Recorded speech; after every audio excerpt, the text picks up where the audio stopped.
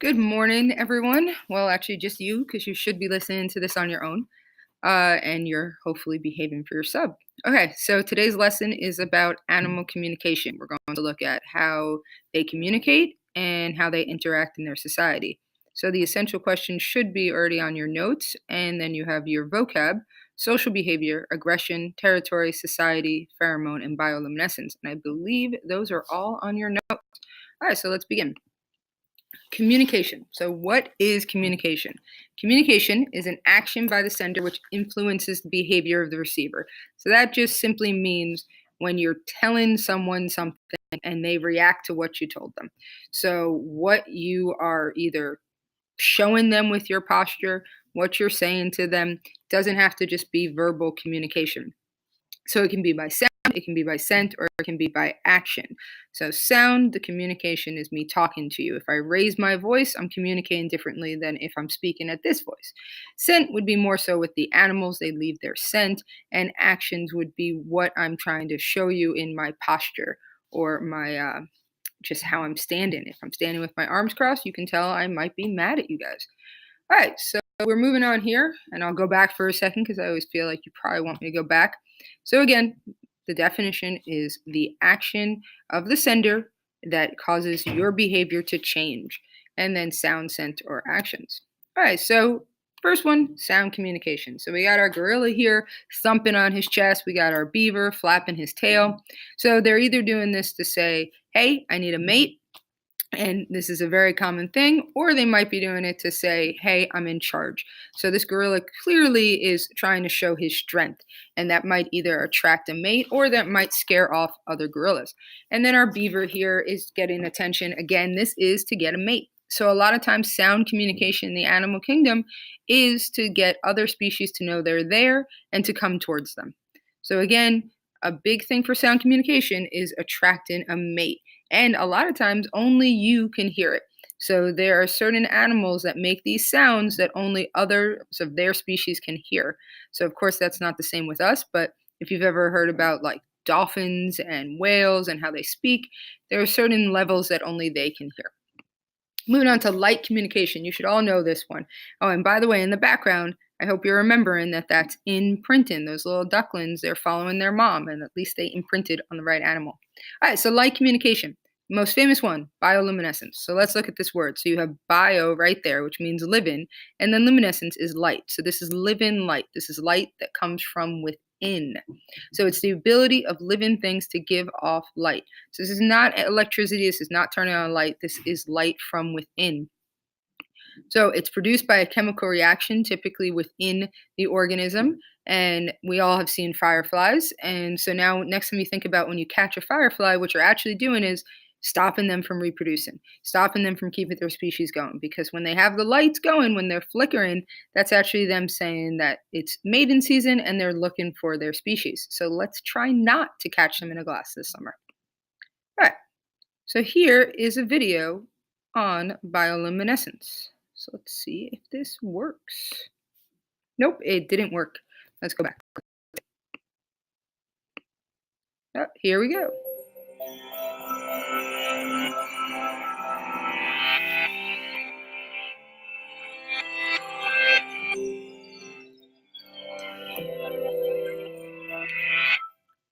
Imagine a place so dark you can't see the nose on your face.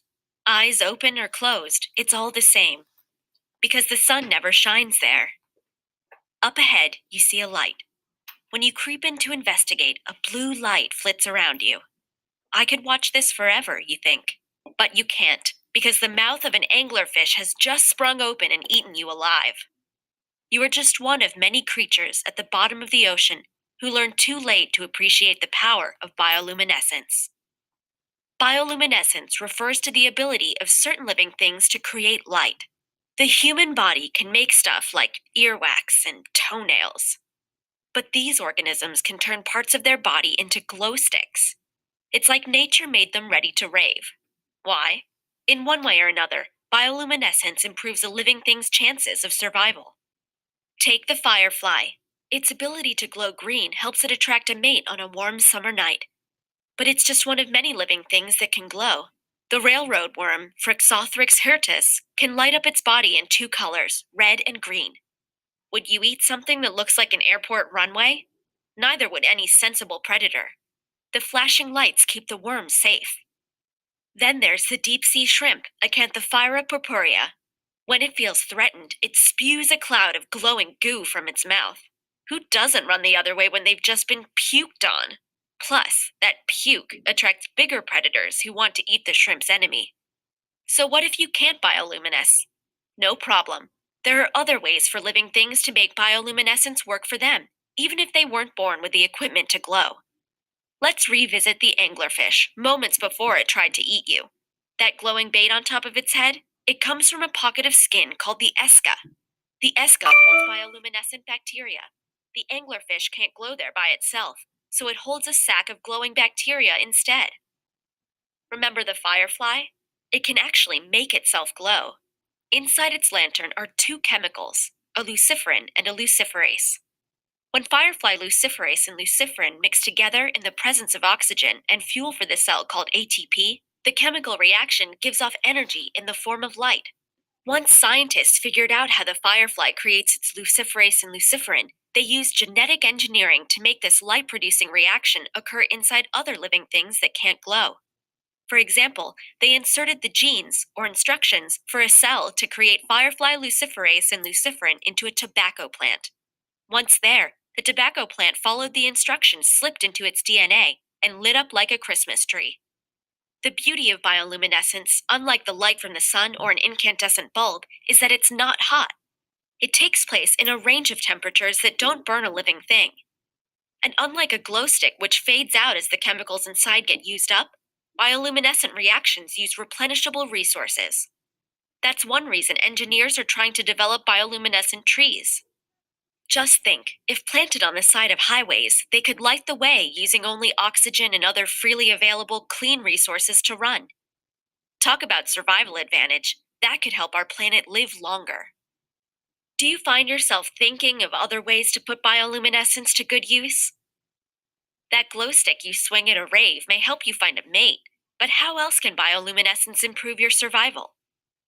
If you start thinking in this way, you have seen the light. Okay, well, I saw lots of Explore Vision ideas there. And remember, you don't need to know all those details. There's a lot of sciencey stuff there. I really just want you to understand what bioluminescence is, that it's a way of communicating, and it's light from within. All right, so now we're moving on to chemical communication. Remember, you're going at your own pace. You can pause me, you can rewind me, whatever. Don't fast forward me, please.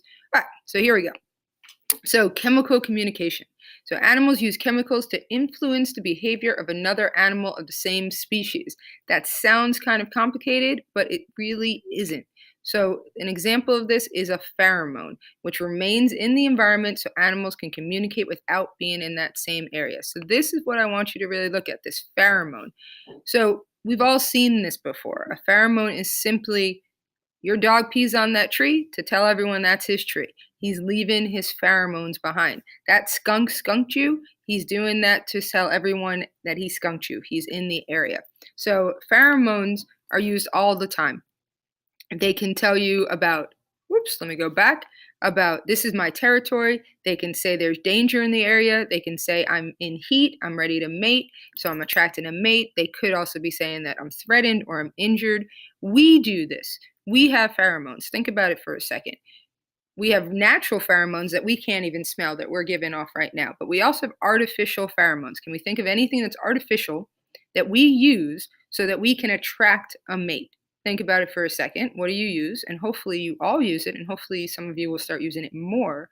But we use deodorant, we use perfume, cologne. These are artificial pheromones. We're putting these on for a reason.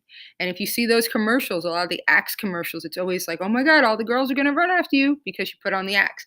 That is putting on a fake pheromone to try and attract a mate. That's how we've changed this to make it work for us. All right, so that's the chemical communication. And again, you leave these chemicals behind. You're not there anymore. And ants do that. They leave it behind. You follow the trail. You're telling others that come after you, this is where I am. This is what I need. All right. So we have body language. We've all seen this with our animals, with our pets. This is a cat one, and I gave you a cat one on your notes. So I'm looking at this, and when a cat does that with their tail, they're afraid. They puff it out. This is a happy to see you. That's irritated. They have very specific things. So I'm afraid is when it's big and down, but I'm angry when it's up. And then if you have it straight out, it's I'm interested.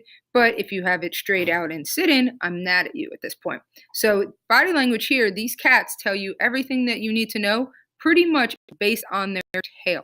All right, they're a bit better than us. Ours is more how are we standing? Are our arms crossed? But again, body language, big giveaway. That's a wonderful way of communicating without getting too deep into things. All right, so here we go. Now we're looking at social behaviors, how animals act together, how they behave when they're in a group. So this is instinctive behavior. It's inherited. They are born with it. They have it from the minute they come out of the womb, the egg, whatever they're coming out of, it's there. So this helps them survive. So these penguins here, they know they have to huddle together. They know it's cold. They need to be together. And if they don't stay together, they're going to freeze. These whatever they are, and you guys probably know better than me, they're migrating at this point. So that's a cyclic behavior. Remember, it happens every year due to weather, due to food. So these guys are working together. They're following each other. They don't want to get lost, and this is to survive. So staying in a group, how it helps you survive. So when you're in a group, as I said, this is warmth right here with these penguins. This is direction right here. It's also safer. Think about it. Who do they usually put in the middle of this migration? Think about it for a second. Who goes in the middle? Typically, it's the little guys, or it's the injured, or the older. It's the ones that can't fight for themselves that go in the middle here, and then they protect them. So it's safer to be in this group. So being with a group is safer. That's why when we're at Mo Ranch next week, you can't go anywhere by yourself. It is safer to be in a group. You always need to be with your peers. All right. So that's socially why it works. Another social behavior here would be courtship, mating. Sorry, someone's knocking on the door. Caring for your young, claiming territory, protection, getting food. All these things are social behaviors. You don't do this stuff alone. You don't court yourself alone. Courtship means flirting. It's the flirting before the dating. It's the dating before the mating. It's when you like the girl and you give her the note. It's when you like the boy and you throw him the ball and you play the game you don't want to play. You don't do that alone. Then there's mating. Obviously, that's a social behavior unless I'm an asexual animal, unless I'm a sponge and I split myself in half. Caring for our young. Social again because we are including our young in this. Claiming our territory. This is to claim it within our society. This is my area. Protection, getting food, how you hunt. This is all social behaviors. You do this in a group. Typically, you're not alone for this. This is ways that you behave with others. All right, so looking at our society, we also have something called, let's go back. We have roles in our society. We have a dominant, we have a submissive. So if we look here, this guy clearly, he wants his belly scratched. So he's which one? Dominant, submissive. Look at that. He wants his belly scratched. He looks happy. He looks cuddly. He is clearly showing us, I'm submissive. I'm submissive to you. Rub my belly. Whereas then we have this situation here, not nearly as cute. I don't want to get in the middle of this one and rub anyone's belly. But this top guy, he's dominant. He's telling this bottom one that's finally submitting, I'm in charge. I'm the leader. Typically, he's not going to hurt him. He doesn't want to kill him. It's part of his pack. He needs him.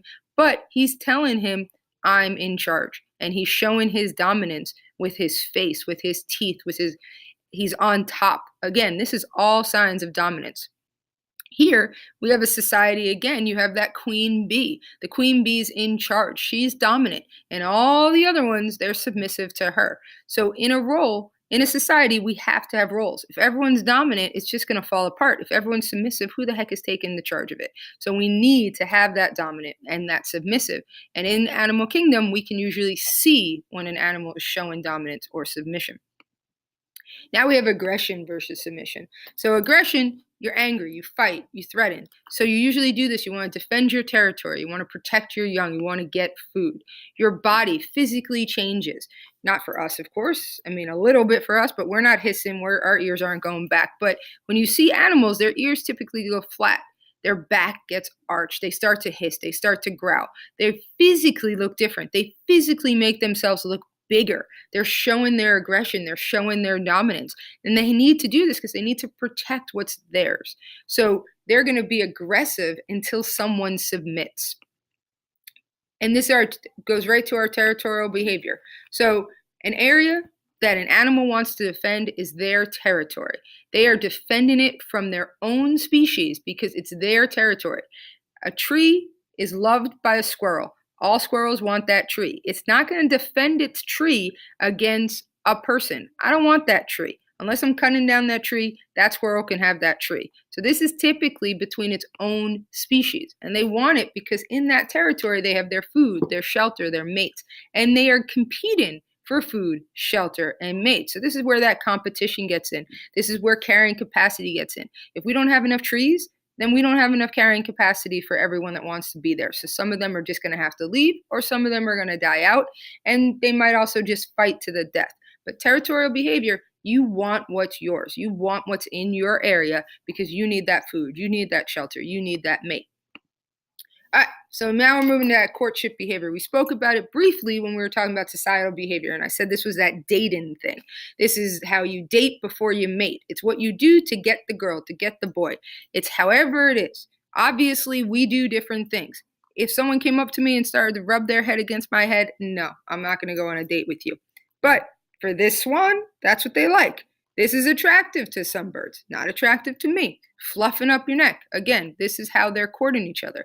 If you read any books from the past, they use courtship. It's how you court the person to date you. This allows the female and the male to recognize, hey, we're the same species. We both are ready to mate. We're good to go.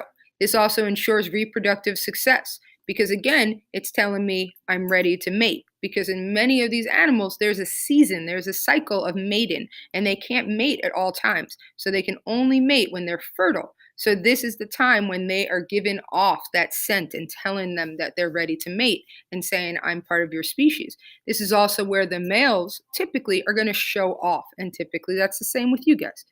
All right.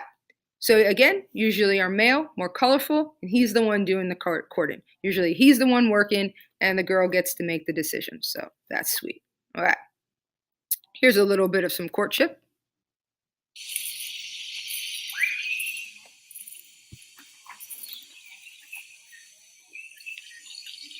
In the great island of New Guinea, there are 42 different species of birds of paradise, each more bizarre than the last.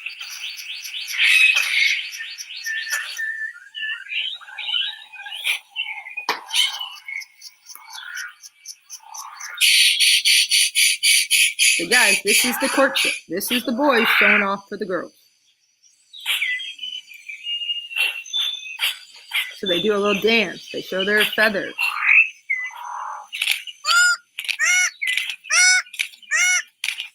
This forest is so rich that nourishing food can be gathered very quickly. That leaves the male six-plumed bird of paradise with time to concentrate on other matters, like tidying up his display area.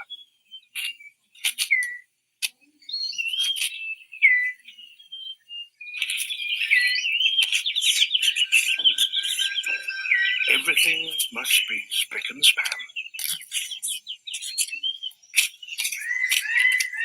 Hopefully this reminds you of the video where they had the heart and they stole it and then he flirted with the wrong person.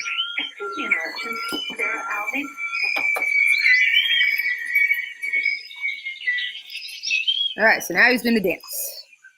And look at how pretty he is compared to the female that's about to show up.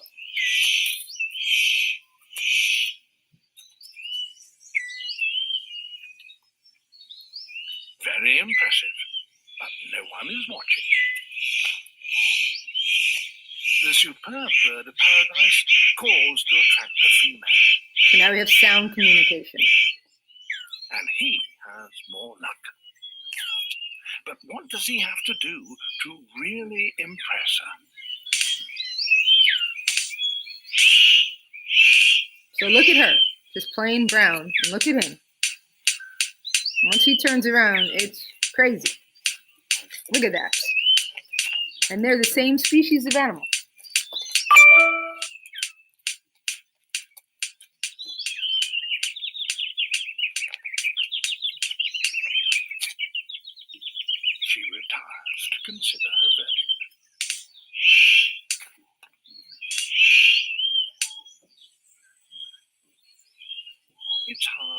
feel deflated when even your best isn't good enough.